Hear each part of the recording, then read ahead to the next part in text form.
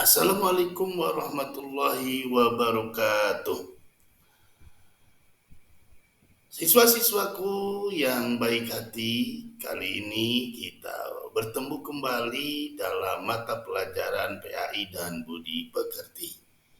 Kali ini materi yang akan kita bahas adalah menjaga martabat manusia dengan menjauhi pergaulan bebas dan jinah. Marilah kita saksikan penjelasan kali ini dari Bapak. Dalam materi ini, memahami makna pergaulan bebas dan jinah. Memahami makna dan pergaulan bebas dan jinah ini terdapat di dalam Al-Quran Surah Al-Isra ayat 32. A'udzu billahi minasyaitonir rajim. Bismillahirrahmanirrahim. Wala taqrabuz zina innahu kana fahishatan wa sa'a sabila. Yang artinya bahwa Allah Subhanahu wa taala, wala taqrabu, janganlah mendekati kalian terhadap perkara perbuatan zina. Jadi, apa itu zina?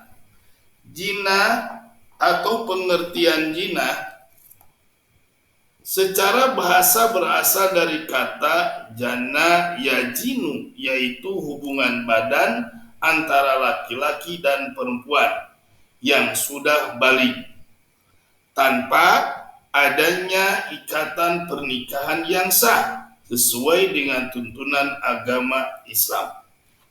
Zina secara harfiah berarti fahisah, yaitu perbuatan keji, dan zina secara istilah adalah hubungan selayaknya suami istri yang dilakukan oleh seorang perempuan dan laki-laki yang tidak terikat dalam hubungan pernikahan, baik itu dilakukan oleh salah satu atau keduanya yang sudah menikah ataupun belum menikah sama sekali. Menurut pasal 284 Kitab Undang-Undang Hukum Pidana atau KUHP, adalah hubungan badan yang dilakukan oleh seorang laki-laki dan perempuan yang bukan istri atau suaminya.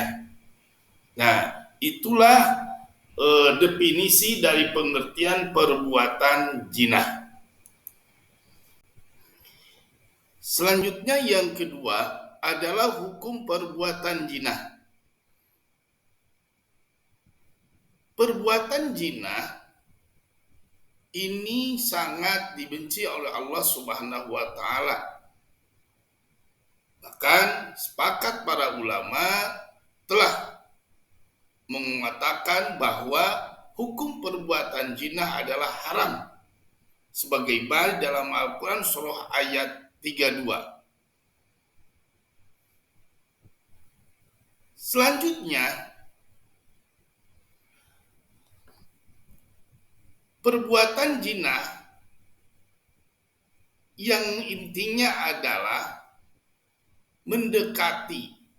Tanpa kita mendekati, jarang sekali berlaku perzinahan.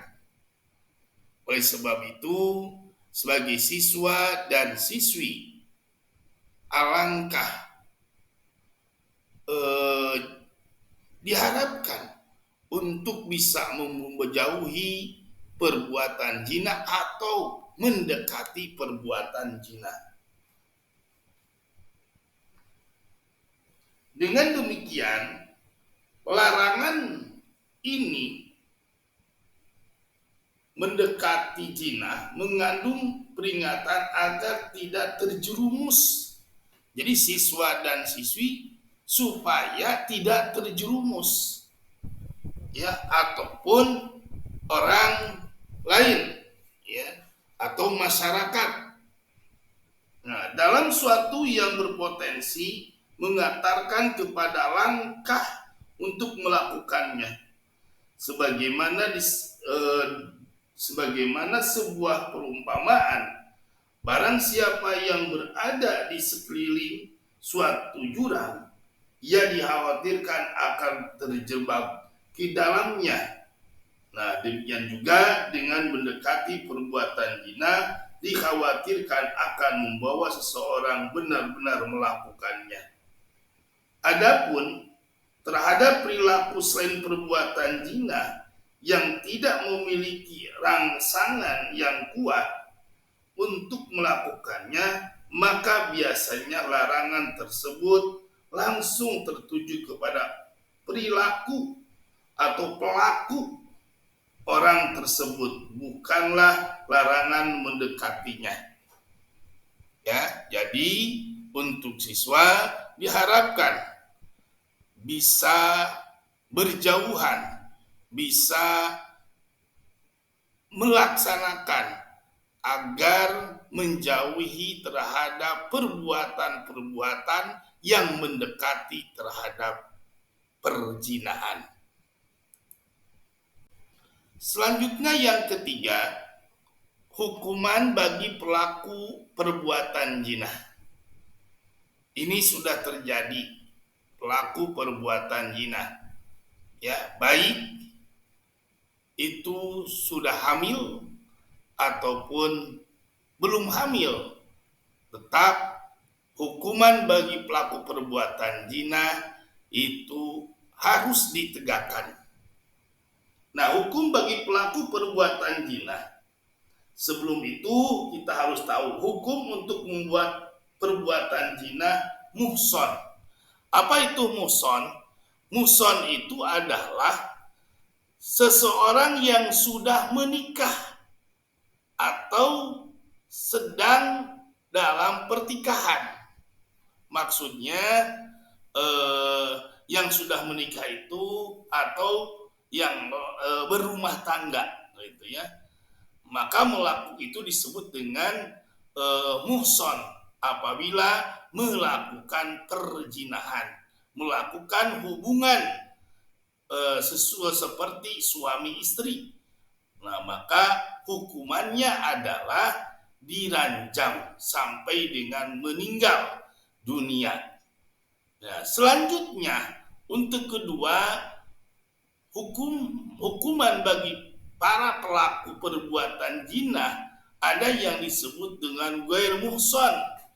Ya, ini hukuman ini adalah untuk orang yang belum pernah menikah atau orang yang laki-laki tulen atau perempuan yang tulen yang masih perawan. Maka apabila melakukan perzinahan, maka hukumannya adalah deraan atau cambukan 100 kali dan diasingkan selama 1 tahun dari wilayah dia tinggal. Nah, itulah akibat dari sebuah perzinahan. Yang ketiga, menurut KUHP, ya, Kitab Undang-Undang. Nah, maka dalam KUHP ini, apabila seseorang melakukan perbuatan atau berhubungan badan bukan dengan suami atau istrinya, maka hukumannya adalah 9 bulan di penjara. Ya, jadi hukumannya 9 bulan di penjara. Bagaimana? Bolehkah ditikahkan orang yang melakukan zina apabila hamil? Maka ini berbeda pendapat para ulama.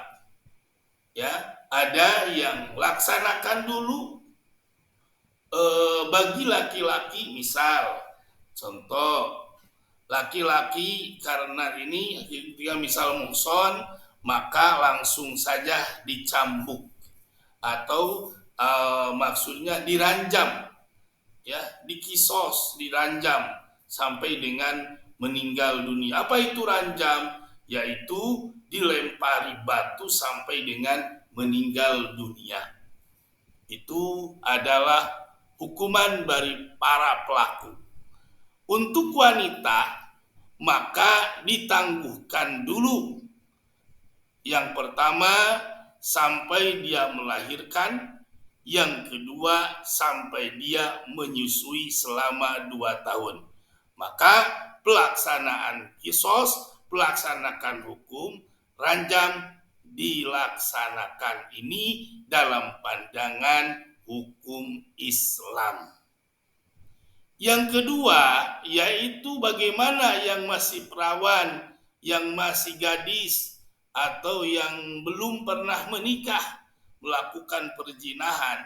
Maka dalam keadaan itu, yang pertama adalah harus didera atau ditajis 100 kali dan 1 tahun diasingkan.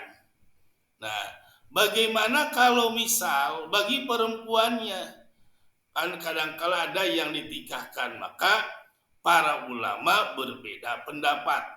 Ada yang ditikahkan setelah melahirkan, ada yang ditikahkan kalau masih di bawah 4 bulan. Boleh kalau masih di bawah 4 bulan untuk ditikahkan. Maka ini adalah hukum bagi para pelaku perbuatan zina. Nah, sementara dalam undang-undang di Indonesia, hukuman bagi para pelaku zina ini hanya didera 9 bulan saja, di penjara selama 9 bulan.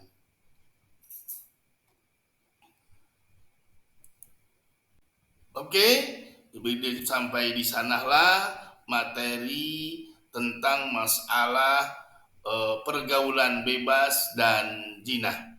Semoga bisa bermanfaat.